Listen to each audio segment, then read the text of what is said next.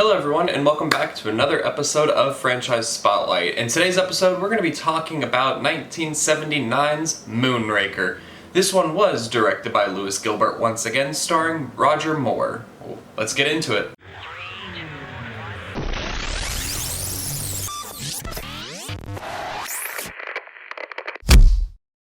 The premise for this movie is a little ridiculous, where the villain, Drax, steals a rocket ship from NASA? MI6? Someone?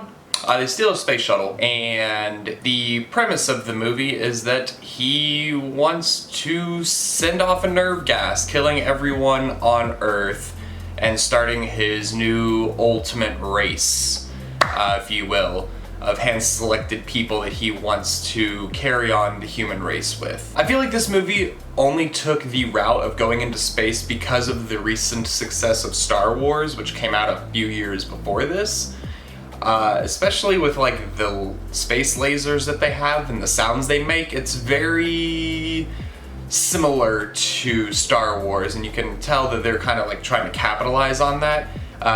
But for me, it really takes away from what James Bond is, and it really doesn't feel like a James Bond movie. Yes, Roger Moore is still good.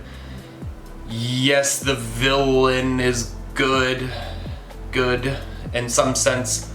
Jaws does return, which is very cool. However, the last time we did see Jaws, he was eaten by a shark, and they don't explain how he gets back, but he ends up joining sides with James Bond, so that's a thing, I guess.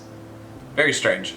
I will say that this is one of the weaker James Bond movies that I've seen so far. I'm hoping in the next one that they just kind of turn it back around and go back into the more espionage realistic side of James Bond rather than trying to go the route of Star Wars and making a James Bond Star Wars film if they were like in the same universe.